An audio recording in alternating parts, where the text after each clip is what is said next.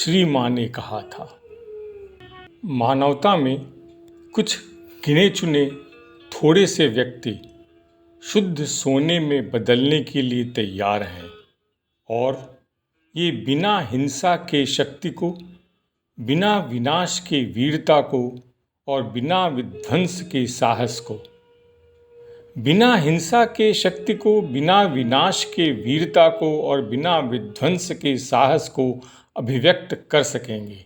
श्रुतांजलि वर्ष 8 अंक 8 अक्टूबर 2024।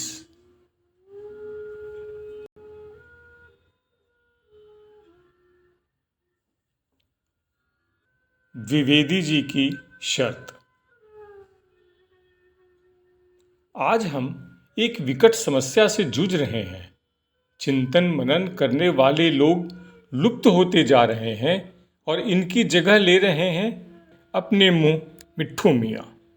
कहीं से भी किसी भी प्रकार उपाधियाँ जमा कर लिए, डॉक्टरेट की उपाधियाँ और सम्मान खरीद लिए और सर तान कर निकल पड़े बड़े बड़े दावे ठोंकने। खुद तो आईना देखते ही नहीं हैं, आईना दिखाने वाले लोग भी नहीं रहे, घिरे रहते हैं चापलूसों से। एक बार सोहनलाल द्विवेदी जी भी फंसे इनके बीच। तब बड़ी होशियारी से उन्हें आईना दिखा, ऐसे खिसक लिए। सन 81-82 की बात है। बस्ती एक छोटा शहर था। प्राय सभी प्रमुख लोग एक दूसरे की गतिविधियों से परिचित थे। एक बार एक स्थानीय पत्रकार अपना एक साप्ताहिक पत्र निकालना चाहते थे और चाहता था कि उसका लोकार्पण चल पड़े जिधर दो पग डगमग में जैसी प्रसिद्ध कविता के रचयिता पंडित सोहनलाल द्विवेदी जी के हाथों से हो। वे अपने एक मित्र राजेंद्र परदेशी जी से अपनी इच्छा व्यक्त की।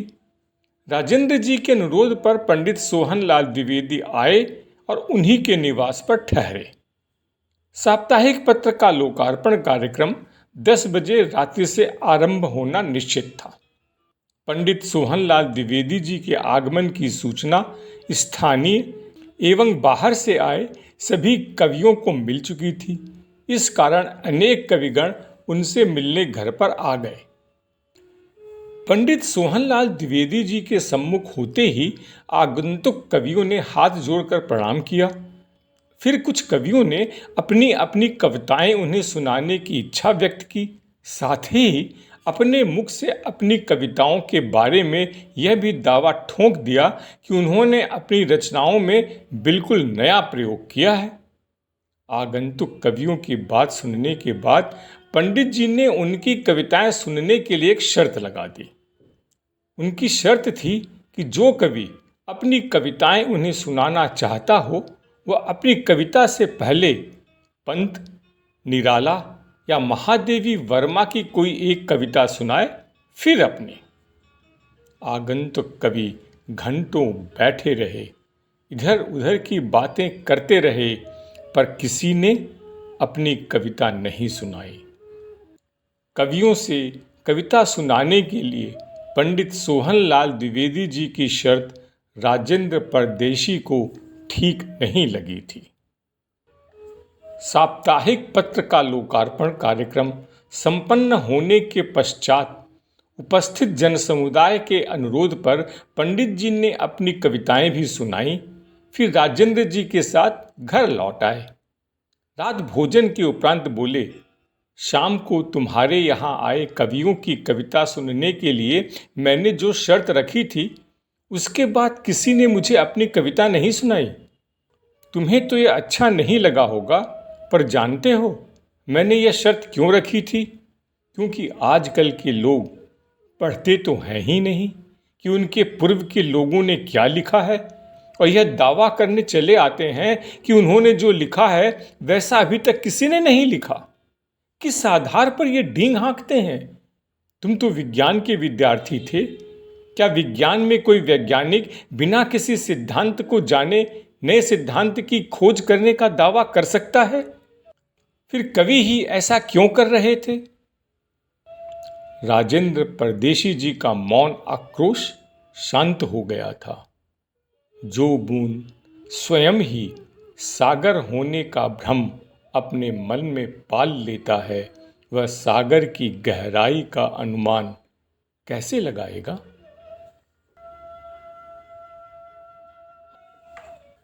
संन्यास और त्याग। गीता में अर्जुन प्रश्न करते हैं कि श्री कृष्ण को कौन ज्यादा प्रिय है, सन्यासी या गृहस्थ? श्री कृष्ण मुस्कुराते हुए कहते हैं कि उन्हें दोनों ही प्रिय हैं। जिनका चित्त सन्यास में है उसे सन्यासी बनना चाहिए, और जिनका झुकाव गृहस्थ की तरफ है उसे त्याग की भावना के साथ गृहस्थ बनना चाहिए।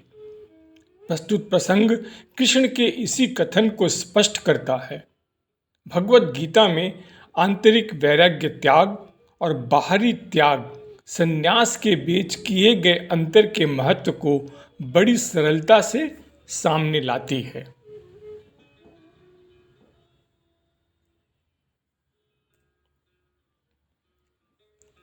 दो घनिष्ठ मित्रों निर्मल और केशव में गहरी आध्यात्मिक आकांक्षा थी। एक दिन चिंतन मनन के बाद उन्होंने दुनिया त्याग कर सन्यासी बनने का फैसला लिया। कुछ समय साथ साथ घूमने और विचार करने के बाद उन्होंने अलग अलग अकेले ही आगे बढ़ने का फैसला किया। निर्मल ने अपना नया नामकरण किया निर्मलानंद, और लंबे समय के पश्चात भिक्षाटन करता किसी अमीर आदमी के द्वार पर पहुंचा। जब घर का मालिक खाना लेकर बाहर आए तो निर्मलानंद को यह देखकर आश्चर्य हुआ कि वह अमीर आदमी उनका पुराना दोस्त केशव ही था। अमीर केशव अपने सन्यासी दोस्त निर्मलानंद को देखकर खुश हुआ और उससे कुछ दिनों के लिए अपने घर में रहने का अनुरोध किया। लेकिन निर्मलानंद अपने मित्र की वर्तमान स्थिति से खुश नहीं था। उसे लगा कि केशव का पतन हो गया है। निर्मलानंद ने तिरस्कार और दुखी होकर पूछा, केशव, तुम्हें ये क्या हुआ? संन्यास का पवित्र व्रत लेने के बाद तुम संसार के इस सागर में क्यों गिर गए? केशव ने अपनी कथा सुनाई। अपने अलग होने के बाद मेरी मुलाकात एक संत से हुई। उन्होंने कुछ देर तक मेरी आंखों में झांका और कहा, युवा सन्यासी, इस जन्म में तुम्हारे कर्म सन्यासी जीवन के लिए नहीं है। आध्यात्मिक जीवन में प्रगति के लिए दुनिया पर विजय प्राप्त करने की कोई आवश्यकता नहीं है। अपने घर वापस जाओ और गृहस्थ बनो। कुरुक्षेत्र के दिव्य सारथी द्वारा दिखाए गए मार्ग का अनुसरण करो। मुझे महसूस हुआ मानो भगवान स्वयं उनके माध्यम से बात कर रहे हों। मैं अपने घर वापस चला गया।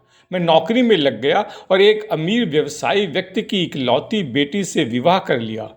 एक दिन एक दुखद घटना में उनकी अचानक मृत्यु हो गई और मुझे उनके विशाल व्यापारिक साम्राज्य की देखभाल करनी पड़ी। लेकिन जैसा कि ऋषि ने मुझसे कहा था, मैं अपने जीवन को गीता के कर्म योग की भावना से आंतरिक वैराग्य के साथ संचालित करने की पूरी कोशिश कर रहा हूं। निर्मलानंद ने व्यंग्यपूर्ण मुस्कान के साथ अपने मित्र की ओर देखा और कहा, केशव, तुम अपने आप को धोखा दे रहे हो। तुम धन और स्त्री की अपनी इच्छा पर काबू नहीं कर पा रहे, और जब इस छद्म साधु ने तुम्हारी दबी हुई इच्छाओं के अनुकूल कुछ कहा तो तुम्हें गिरने का औचित्य मिल गया और अपनी इच्छाएं पूरी करने उसी संसार में चले गए। तुम कहते हो कि तुम इसे आंतरिक वैराग्य के साथ कर रहे हो। क्या तुम अभी अपनी सारी संपत्ति, पत्नी और बच्चों को त्याग कर फिर से सन्यासी बन सकते हो? केशव ने कहा, हाँ, चलो चलें। और तुरंत केशव सब कुछ त्याग कर सन्यासी बन निर्मलानंद के साथ चल दिए। दोनों पुराने दोस्त कुछ समय फिर साथ साथ घूमे, लेकिन फिर अलग हो गए। जाते समय निर्मलानंद ने केशव से कहा, सन्यास के अपने महान और पवित्र जीवन के प्रति वफादार रहना और संसार में वापस न जाना। कुछ वर्षों बाद निर्मलानंद एक राजकुमार द्वारा सन्यासियों के लिए बनवाई गई एक धर्मशाला में भोजन कर रहे थे। जब वह जाने ही वाले थे, एक लंबा युवा राजकुमार निर्मलानंद के पास आया और कहा, श्रद्धेय महाशय, मैंने अपने गुरु के निर्देशन में आप जैसे सन्यासियों के लिए यह धर्मशाला बनवाई है। मेरे गुरु आपसे मिलना चाहते हैं। उन्होंने कहा है कि वे आपको जानते हैं। क्या आप कृपया मेरे साथ आ सकते हैं?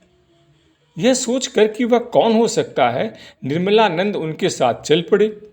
राजकुमार उसे एक बड़े भव्य कमरे के द्वार पर ले गया।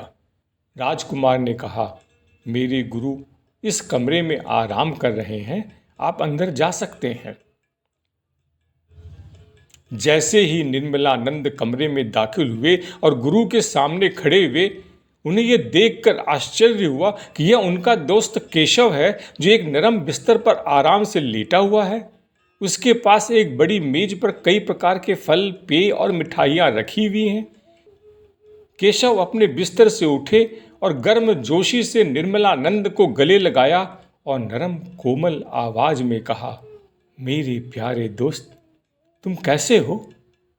मैं सन्यास की अग्नि में शुद्ध आपके शरीर के स्पर्श से पवित्र महसूस कर रहा हूं।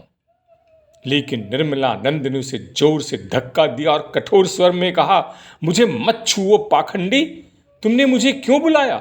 सन्यास के पवित्र व्रत को तुमने फिर अपवित्र किया है। तुम्हें यह समझना चाहिए कि सन्यास केवल एक पीला वस्त्र नहीं है, जिसे तुम अपनी इच्छा के अनुसार जब चाहो पहन सकते हो या फेंक सकते हो। केशव ने शांत भाव से उत्तर दिया, मैं देख रहा हूं कि तुम मुझसे नाराज हो। मैं तुम्हारे साथ कुछ दिन बिताना चाहता हूं। तुम कृपया मेरे आगे की कहानी सुनो।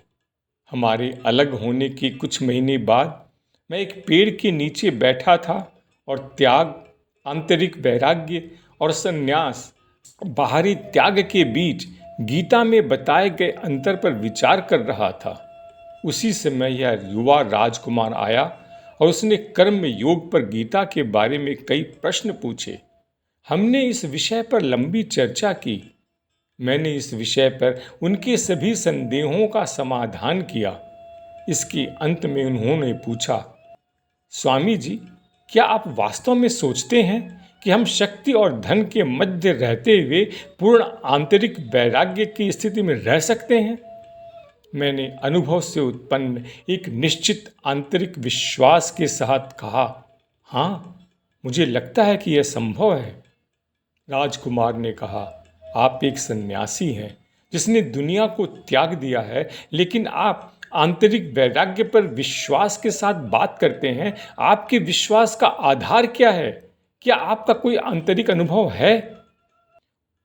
मैंने उन्हें अपना पिछले सन्यास का इतिहास सुनाया। उसने ध्यान से सुना और मुस्कुराते हुए कहा, स्वामी जी, मुझे लगता है कि आप ही वह व्यक्ति हैं जिसकी मैं तलाश कर रहा हूँ। और उन्होंने बताया कि वे कौन थे और अपने परिवार के बारे में बताया। वह एक राजघराने का राजकुमार था। अपने पिता और परिवार के अधिकांश सदस्य आध्यात्मिक प्रवृत्ति के थे। वे एक कुल गुरु की तलाश में थे जो उनकी आध्यात्मिक खोज में उनका मार्गदर्शन कर सके। कुछ दिन पहले उन्हें एक सपना आया जिसमें कुल देवता परिवार की देवी ने उन्हें एक युवा सन्यासी की तलाश करने के लिए कहा, जिसके पास सांसारिक अनुभव हो, और उसे कुल गुरु के रूप में स्वीकार करने कहा। आप में हमारे कुल देवता द्वारा बताए गए सभी लक्षण और हमारे कुल गुरु बनने के लिए आवश्यक सभी गुण हैं। राजकुमार ने कहा और पूछा, क्या आप हमारे गुरु बनेंगे और हमें चेतना की उस स्थिति को प्राप्त करने में मदद करेंगे जो आपने हासिल की है? मुझे लगा कि इसके पीछे भगवान की इच्छा है और मैंने उनका अनुरोध स्वीकार कर लिया। लेकिन मैं इन चीज़ों से जुड़ा हुआ नहीं हूँ जिनका मैं अभी आनंद ले रहा हूँ। यदि आप मुझे फिर से आपके साथ आने और तीसरी बार सन्यासी बनने के लिए कहें तो मैं ऐसा कर सकता हूँ। बिना जरा भी झिझक के, बिना पीछे मुड़े तुम्हारे साथ इस महल से बाहर चल सकता हूं। निर्मलानंद विचार मग्न हो गए। कुछ मिनटों की चुप्पी के बाद उन्होंने कहा, मुझे विश्वास है कि तुम जो कह रहे हो वैसा कर सकते हो। तुम्हारा कर्म त्याग के लिए है, संन्यास के लिए नहीं। तुमने पूर्ण त्याग प्राप्त कर लिया है। तुम सच्चे सन्यासी हो जो धन और विलासिता के बीच भी आंतरिक रूप से स्वतंत्र और अनासक्त रह सकते हो। जब वे अपने जीवन के दौरान या अपने कर्म के हिस्से के रूप में उसके पास आते हैं तो उनका आनंद लेते हो, और जब वे जाते हैं तो उन्हें उसी आंतरिक वैराग्य के साथ जाने देते हो। तुम धन्य हो। चैनल को सब्सक्राइब करें, वीडियो को लाइक करें, परिचितों से शेयर करें, कमेंट्स देना न भूलें।